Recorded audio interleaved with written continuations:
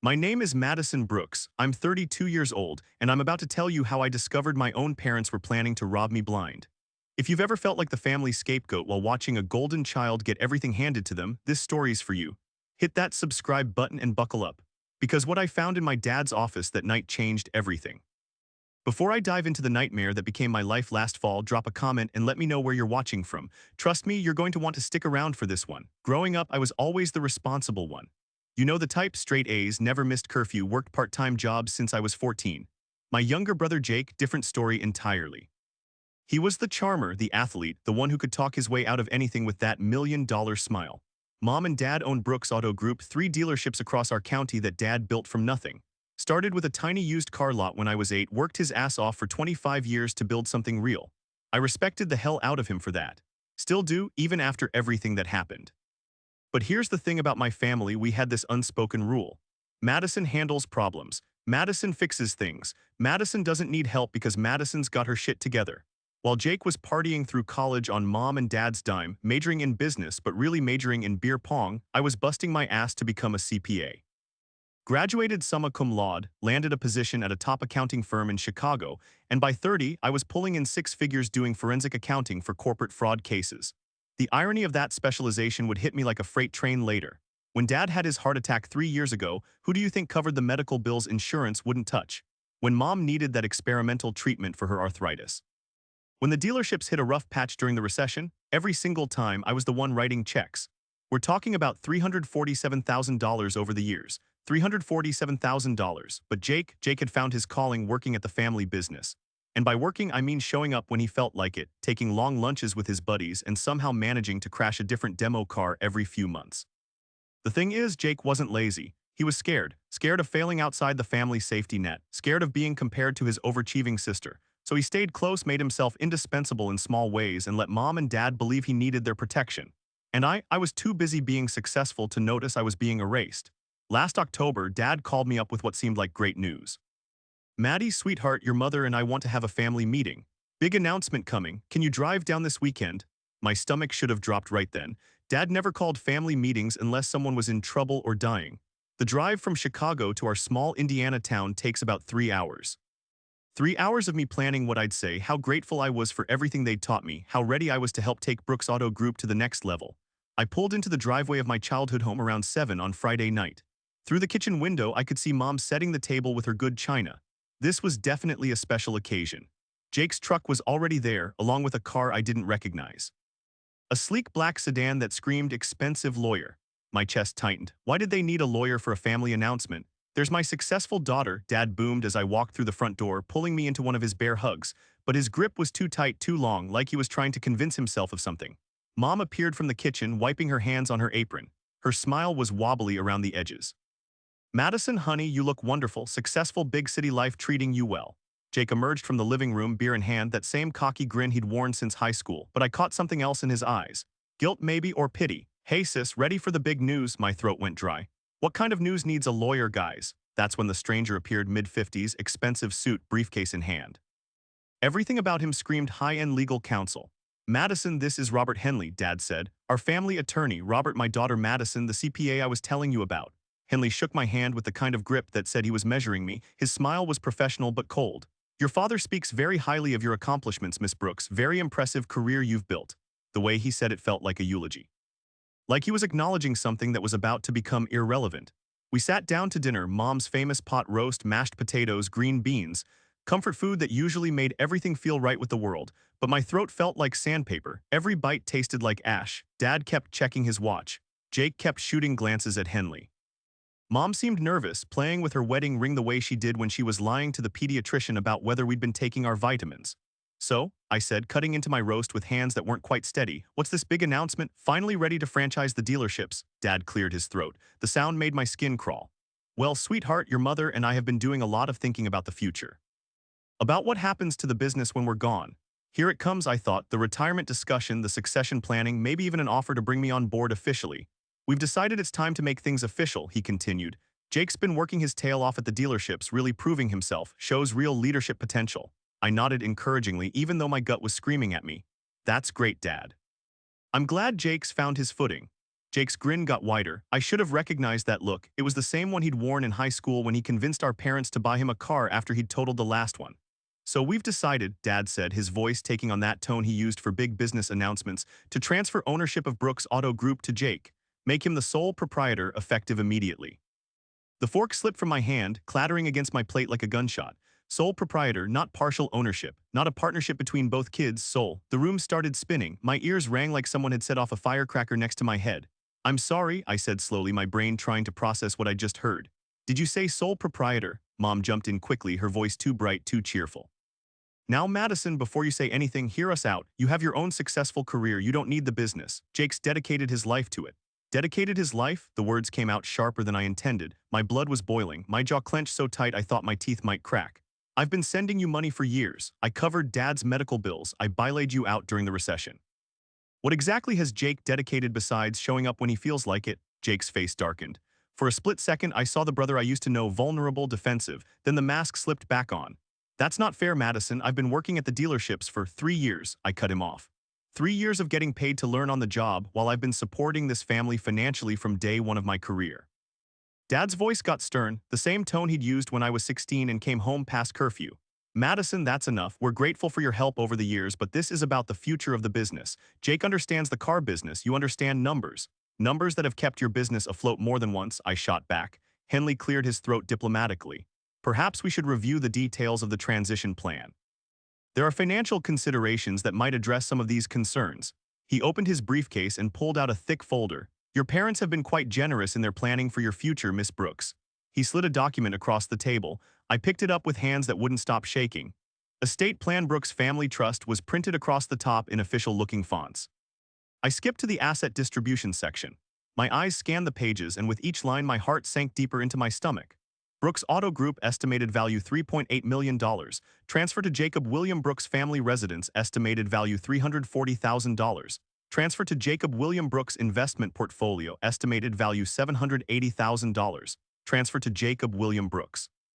Life insurance policies combined value $450,000. Primary beneficiary Jacob William Brooks, and for Madison Elizabeth Brooks, a one-time cash distribution of $50,000 upon parents' death. $50,000. I'd sent them more than that in the last 2 years alone. This has to be a joke, I whispered, my voice barely audible over the ringing in my ears.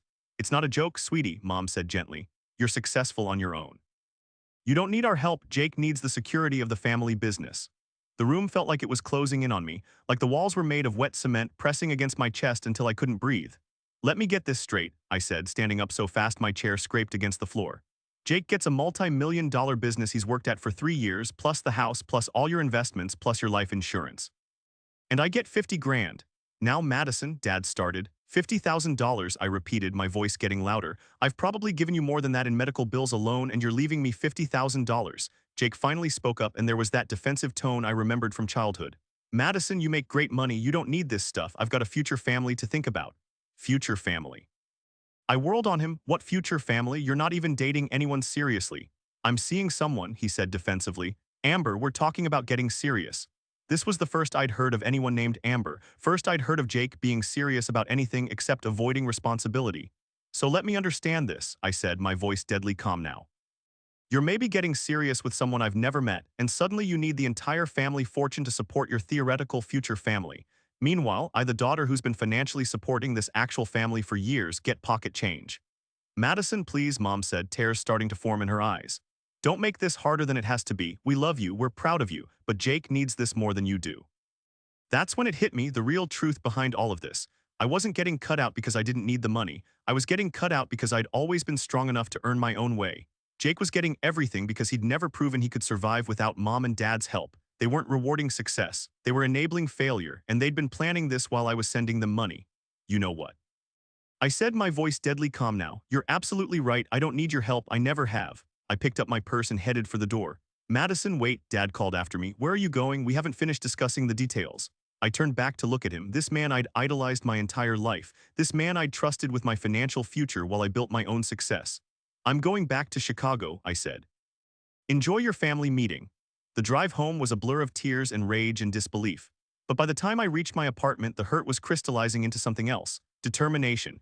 If you're enjoying this story, hit that like button and let me know in the comments, have you ever been the responsible kid who got screwed over? Because I'm about to show you exactly how I fought back. I didn't sleep that night, couldn't. My brain kept replaying every conversation, every family dinner, every time Dad had praised Jake's potential while taking my actual contributions for granted. By Saturday morning, I was sitting at my kitchen table with my laptop, a pot of coffee, and a yellow legal pad. 20 years in forensic accounting had taught me one thing. When someone's trying to screw you over, always follow the money. First step, I needed to understand exactly how much money I'd given them over the years. I pulled up my bank records going back 7 years as far as my online statements went, transfer after transfer to Mom and Dad Brooks, some labeled medical bills, others business loan, a few marked family emergency. The total made my stomach turn, $347,892. $347,892 I'd sent home to help my family. Money that had kept their business afloat, kept their house out of foreclosure, kept Dad alive when his insurance wouldn't cover experimental treatments, and they were planning to give me $50,000 back. But that was just the beginning. I needed older records. Saturday afternoon, I drove to my old apartment building's storage unit. I'm obsessive about keeping records, comes with the job, and I had boxes of financial documents going back to college. What I found in those boxes made my hands shake. College tuition I'd paid my own way with scholarships, loans, and part-time jobs. Jake's tuition, Mom and Dad had covered every penny. $127,000 total. My first car, I'd bought it used with money from my summer job. Jake's first car, brand new graduation gift from the parents. $28,000. My wedding to my ex-husband David, we'd had a small ceremony and paid for it ourselves. $12,000. Jake's theoretical future wedding, according to a text thread I found on an old phone, Mom and Dad were planning to give him $35,000 for the reception. The pattern was clear. I'd been funding the family while they'd been funding Jake. But here's the thing about being a forensic accountant, you don't just get angry, you get evidence. Monday morning, I called in sick to work. For the first time in 5 years, I lied to my boss about why I couldn't come in because I had bigger problems to solve. I needed access to the dealership's financial records. As an outside party, I had no legal right to see them, but I had something better than legal rights. I had legitimate concerns about money I'd invested in the business. See, those loans I'd made to help during tough times. I'd been treating them as gifts for tax purposes, but legally they could be considered investments. Especially the big one from 3 years ago when I'd transferred $87,000 to help them buy out a competitor. I drove back to Indiana, but this time I wasn't going to the family home. I went straight to Brooks Auto Group. The main dealership looked good, fresh paint, well-maintained lot, decent inventory. My money had helped pay for a lot of those improvements. I walked into the showroom like I owned the place, because technically I might. Madison, the voice belonged to Carol, Dad's longtime office manager. She'd been there since I was in high school. What brings you back so soon? Thought you were just here Friday. Family business, I said with a smile that didn't reach my eyes. Is Dad around? I need to discuss some financial details about my past investments in the company. Carol's face shifted slightly. She'd seen this look before on my face when I was 15 and found out Jake had stolen money from my job savings. Oh, he's in a meeting with Jake and some buyers. Big sale in progress. Maybe I could help you with whatever you need. Carol had been with Dad since the beginning. She knew where all the financial bodies were buried. Actually, Carol, you might be perfect for this. I'm reviewing my personal tax situation for last year, and my accountant has some questions about the money I've contributed to the business over the years. I need to determine whether they should be classified as gifts or investments. This was completely true, by the way. The classification would make a huge difference in how they were treated for estate and tax purposes. Carol looked uncomfortable. She started fidgeting with her pen. Oh, honey, I don't know if I can help with that. You'd need to talk to your dad about. The thing is, I interrupted gently, if these were investments rather than gifts, there might be some legal implications for the business transfer we discussed Friday. I just want to make sure everything's above board. The magic words, legal implications. Carol's face went pale. Maybe you should talk to Robert Henley about this. Maybe I should, but first I need to understand what my total contributions have been. Do you have records of all the transfers I've made to the business accounts over the years? She hesitated. I could see her loyalty to the Brooks family, including me, warring with her instinct to stay out of family drama. Finally, family loyalty won. I suppose I could pull together a summary. Give me an hour. An hour later, I was staring at a spreadsheet that made my blood boil. Total transfers from Madison Brooks to Brooks Auto Group, 2017-2024, $432,892. $432,000, $892. But here's the kicker, on the books, these weren't recorded as loans or investments. They were recorded as family contributions, which meant they'd been treating them as gifts for tax purposes while using them as operating capital. That was a problem, a big, legally complicated problem. Carol, I said carefully, how are these contributions being treated for the business transfer to Jake? Her face went white. She couldn't meet my eyes. Well, mister. Henley said since they were family gifts, they wouldn't affect the valuation or transfer. Of course he did. And Dad and Jake know about this classification? She nodded miserably. Here's what was happening. They were transferring the business to Jake at a value that included assets I'd paid for without giving me any stake in the increased value. Legally, this was questionable at best. At worst, it was fraud. I thanked Carol and walked out to my car, my mind racing. They weren't just cutting me out of the family inheritance. They were cutting me out of my own investments. Time to call in the professionals. Back in Chicago, I did what any smart person does when they're getting screwed by family. I called the best lawyer I knew. Patricia Hernandez and I had worked together on a dozen fraud cases. She was brilliant, ruthless, and absolutely terrifying in a courtroom. If anyone could help me navigate this nightmare, it was Patty. Madison, she said when I explained the situation, please tell me you documented everything. Every check, every transfer, every text message about needing money. I've got 7 years of records digitally and boxes of paper documentation going back to college. Good girl. Now here's the question, what do you want? Do you want your money back or do you want justice? What's the difference? Money back means we negotiate a settlement. Justice means we expose what they've done and make sure they face consequences. One's easier, one's more satisfying. I thought about Jake's smug grin, about Mom's tears that seemed more concerned with my reaction than my feelings. About Dad's dismissive tone when he talked about my numbers versus Jake's understanding of the business. I want justice, I said, but I want my money back too, Patty laughed. That's my girl, but Madison, this is going to get ugly. Family lawsuits always do. Are you prepared for that? My chest felt tight. They already made it ugly when they decided to steal from me. The next week was a masterclass in legal strategy.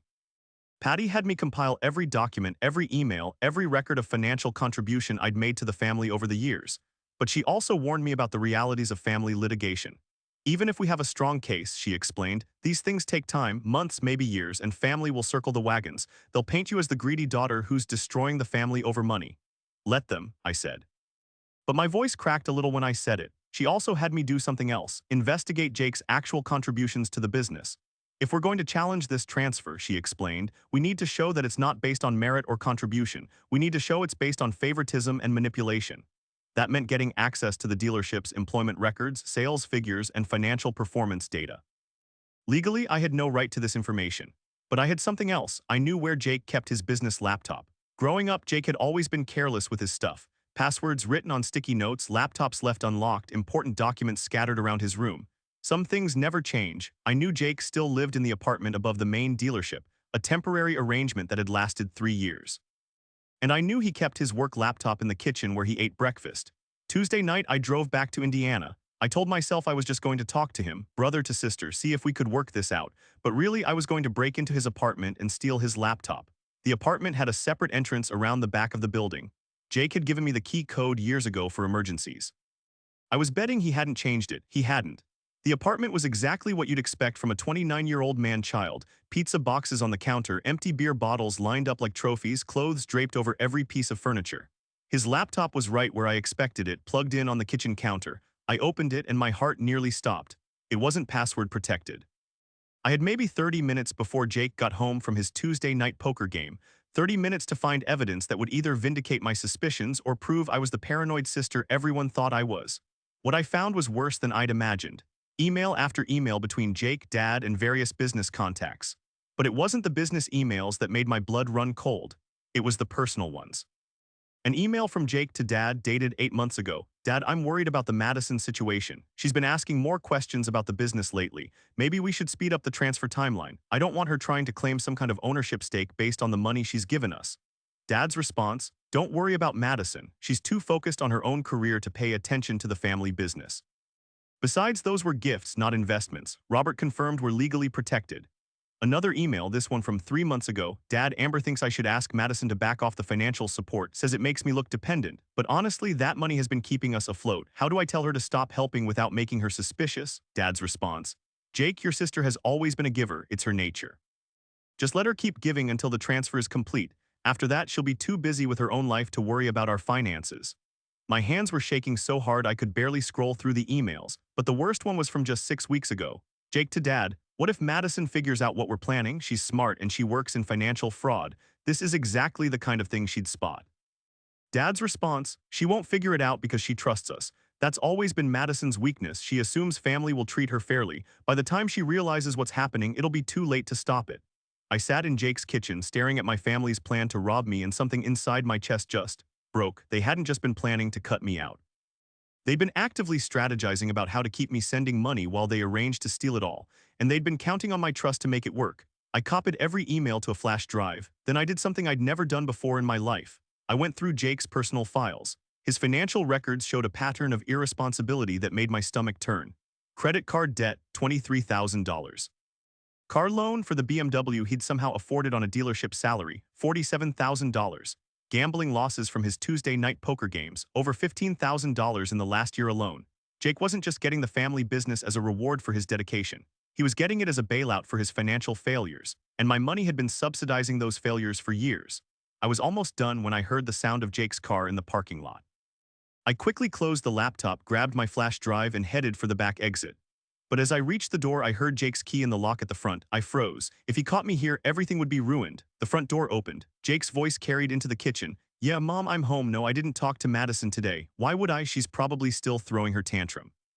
I slipped out the back door and made it to my car before he could see me. As I drove back to Chicago, my phone buzzed with a text from Mom. "Honey, I hope you're feeling better about our family discussion. We love you so much." I almost threw my phone out the window. Armed with evidence of their conspiracy, I should have felt vindicated. Instead, I felt sick. These weren't strangers trying to scam me. This was my family. People I'd loved and trusted my entire life. But I'd learned something about myself that night. When you've been betrayed by the people who are supposed to love you most, anger becomes a kind of fuel, and I had enough fuel to burn their whole plan to the ground. I spent the rest of the week building my case with Patty. The emails were damning, but we needed more than Jake's private communications. We needed official documentation. The problem, Patty explained, is that even with these emails, they can claim it was all legal. Gifts are gifts, even if the motives were questionable. So what do we need? We need proof that they misrepresented the nature of your contributions. If they told you these were investments, or if they used your money for specific business purposes that increased the company's value, we might have a case for unjust enrichment. That's when I remembered something that had been nagging at me since I'd seen the business financial records. 3 years ago, when I'd sent them $87,000 for the competitor buyout, I'd asked Dad to send me documentation for my tax records. He'd promised to have Robert Henley draft something official. I'd never received those documents, but they had to exist somewhere. I called Carol back. "Carol, it's Madison again. I'm sorry to bother you, but I'm looking for some paperwork from a few years ago. When I helped fund the Riverside Motors acquisition, Dad was supposed to have his lawyer prepare investment documentation for my records. Do you know if those documents were ever created?" Silence on the other end of the line. "Carol, Madison," she said slowly, "I think you need to speak with your father about this." "Why, what's wrong?" Another pause. "Then there are documents, but they're complicated." "What kind of complicated?" "The kind that makes me think you should bring a lawyer when you come to review them." My heart started racing. "Can you tell me what they say? I can't discuss this over the phone, but Madison, you might want to prepare yourself. The documents don't say what you probably think they say." I hung up and immediately called Patty. "We're driving to Indiana tomorrow," I said, "and we're bringing a court reporter." The next morning, Patty and I drove to Brooks Auto Group with a court reporter in tow. We'd scheduled a formal document review under the pretense of preparing my tax records. What we found was a masterpiece of legal manipulation. The documents for my $87,000 investment in the Riverside Motors acquisition were beautifully crafted. They showed that I had made a loan to Brooks Auto Group at 2% interest to be repaid over 5 years. According to the paperwork, the loan had been fully repaid with interest 18 months ago. The problem, I'd never received a single payment. "Where did the repayment money go?" I asked Carol. She pulled out another set of documents. The repayments had been made to a Brooks family trust account that I'd never heard of. "This trust," Patty said, reviewing the documentation. "Who are the beneficiaries?" Carol looked miserable.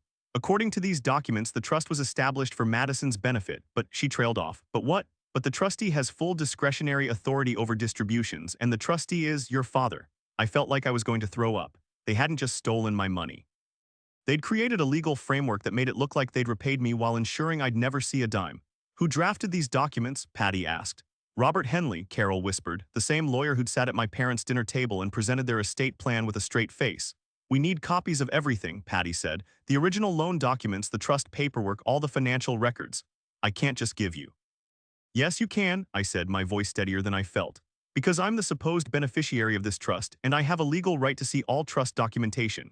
Carol spent the next 2 hours copying documents while Patty and I sat in stunned silence.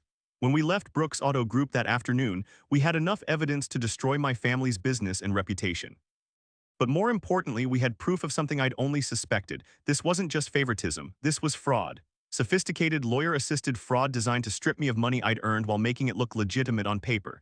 That night, I sat in my hotel room and called Jake. "Madison," he sounded surprised to hear from me. Are you okay? Mom said you were upset about the family meeting. Jake, I said, my voice calm, I need to ask you something and I need you to be honest with me. Sure, what's up? Did you know about the trust Dad set up with my loan repayment money? Silence. Jake, Madison, I don't know what you're talking about. The Brooks Family Trust, the one that's supposed to be for my benefit but that Dad controls.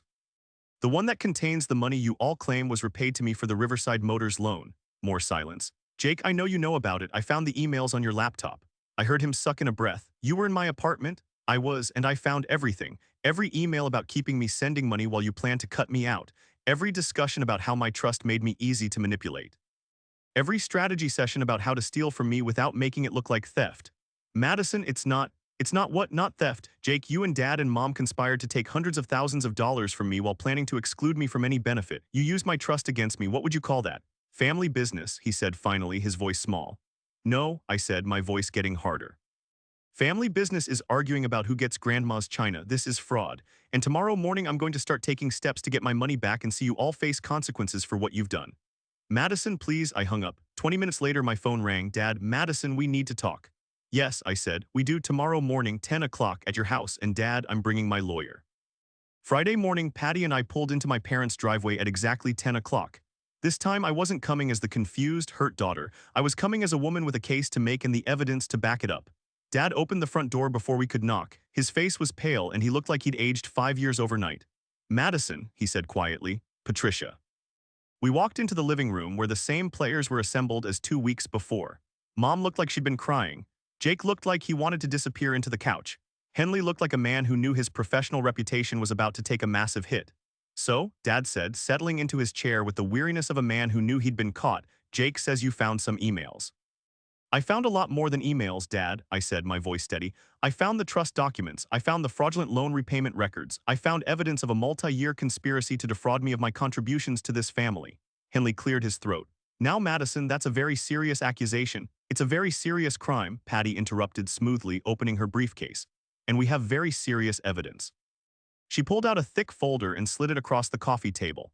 This contains documentation of financial fraud, breach of fiduciary duty, and conspiracy to commit theft. The total damages we've calculated exceed $800,000, including the original contributions, fraudulent trust activities, and punitive damages. The room went dead silent. $800,000, Mom whispered. $432,892 in direct contributions, plus the $87,000 in loan repayments that were diverted to a trust Madison never knew existed, plus interest, plus punitive damages for the fraudulent scheme, Patty recited calmly.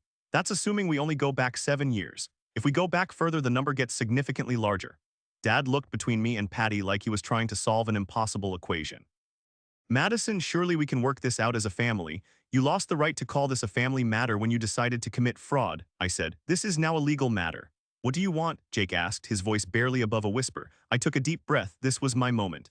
I want recognition of my actual contributions to Brooks Auto Group, 40% ownership reflecting my financial investment. Jake can keep 60% because he's done the operational work, but I want documented partnership with voting rights and profit distributions. 40%? Dad's voice was strained. Or, Patty continued, we can file criminal fraud charges and let a judge decide how much of your assets Madison is entitled to. Criminal cases tend to result in asset forfeiture, business closure, and jail time. The threat hung in the air like smoke. And the trust money? Mom asked quietly. Full distribution to Madison immediately, Patty said, plus interest, plus an accounting of how those funds were used and where the earnings went. And if we refuse? Henley asked, though he already knew the answer. Then we file charges Monday morning, I said. Fraud, theft by deception, breach of fiduciary duty. The local newspaper would probably be very interested in the story of a family business built on stolen money. The silence that followed was deafening. Finally, Dad spoke. Robert, how quickly can you draft a new partnership agreement? And dissolution of the fraudulent trust, Patty added, with full accounting and immediate distribution. And your resignation as family counsel, I said, looking directly at Henley. I don't want someone who helped design this fraud anywhere near my family's legal affairs. Henley's face went red, but he nodded. How long? Dad asked again. 2 weeks, Henley said quietly, maybe less. 1 week, I said firmly. And every day you delay, the interest on what you owe me continues to compound. The partnership agreement took 3 weeks to finalize, not 1. 3 weeks of tense negotiations, revised contracts, and family dynamics that felt like navigating a minefield. Jake fought every detail. He wanted to maintain majority control without acknowledging my financial contributions. He wanted profit distributions based on operational contribution rather than ownership percentage. Dad tried to play mediator while protecting Jake's interests. Mom mostly cried and blamed me for destroying the family. It was ugly, uglier than I'd expected. But in the end, I got what I came for: 40% ownership of Brooks Auto Group, documented partnership with full voting rights, and immediate repayment of the trust money plus interest $94,000 that had supposedly been for my benefit while sitting in an account I couldn't access. The family relationships, though, those didn't recover. Jake and I barely spoke during the negotiations. When we did, it was through lawyers. The easy camaraderie we'd shared growing up was gone, replaced by the bitter dynamics of business partners who didn't trust each other. Dad was perhaps the biggest disappointment. I'd expected him to take responsibility for orchestrating the fraud. Instead, he blamed Jake for getting caught and blamed me for overreacting. "We were going to take care of you," he said during one particularly heated meeting. "You didn't need to bring lawyers into it. By taking care of me, you mean giving me $50,000 after stealing hundreds of thousands?" I shot back. "That's not taking care of me, Dad. That's insulting me."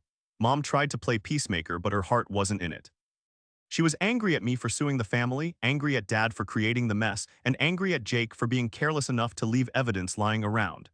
The business itself started improving almost immediately, though. With my financial oversight and Jake's sales focus, we streamlined operations, improved inventory management, and expanded into commercial vehicle sales, the idea I'd been suggesting for years. 6 months later, Brooks Auto Group had its best quarter in 5 years. The irony wasn't lost on me that the partnership they'd fought so hard to prevent was making them more money than they'd ever made on their own. But success doesn't heal betrayal, and money doesn't fix broken trust. Here's the truth about fighting your family in court: you might win, but you'll lose something else in the process. A year later, I'm a minority partner in a thriving business. I get quarterly profit distributions that make my Chicago salary look modest. I have voting rights on major decisions and detailed financial reporting that ensures I'll never be defrauded again. But I also have a family that feels like strangers. Jake and I communicate through email and monthly business meetings. We're professional but not personal. He's good at running the day-to-day operations, and he's learned to respect my financial expertise, but we'll never be close again. Dad and I have the weirdest relationship of all. He asks my opinion on business decisions and follows my advice, but it's clear he resents needing my approval. He's proud of the business success but bitter about losing control. Mom tries the hardest to maintain a relationship. She calls monthly, visits twice a year, and pretends everything is normal. But there's a distance now that never existed before. She knows what they did was wrong, but she can't forgive me for refusing to quietly accept it. The money was never really the point, though. The point was being valued for my contributions instead of dismissed for my success. I learned that being the strong one in the family often means being the one whose feelings matter least. That financial independence can make people assume you don't need emotional support. That success can be used as a weapon against you by people who should celebrate it. I also learned that sometimes the strongest thing you can do is refuse to be a victim, even when the people victimizing you are the ones who raised you. Would I do it again? Honestly, I'm not sure. The financial victory was complete. The personal cost was enormous. Some days I wonder if I should have just walked away and written off the money as the price of finally seeing my family clearly. Other days I'm glad I fought. Not just for the money, but for the principle that your family doesn't get to steal from you just because they assume you'll forgive them. If you're dealing with family favoritism, financial manipulation, or being taken for granted because you're the strong one, here's what I learned: document everything, trust but verify, and don't assume that people who love you won't hurt you if they think they can get away with it. Your family's comfort with treating you unfairly doesn't make it acceptable. Being successful doesn't mean you should accept being treated poorly. And sometimes demanding respect means accepting that relationships will change forever. I sleep better at night knowing I stood up for myself. But I also sleep alone because fighting for justice cost me the illusion of family closeness I'd treasured my whole life. Was it worth it? Ask me in another year. What's your family drama story? Have you ever had to choose between being respected and being loved? Drop it in the comments. I read every single one. And if this resonated with you, hit that subscribe button and share this with someone who needs to hear that it's okay to fight for yourself, even against family. Thanks for listening to my story. Remember, being the responsible one doesn't mean being the disposable one. Your contributions have value and you have the right to demand recognition for them, even from family. Especially from family.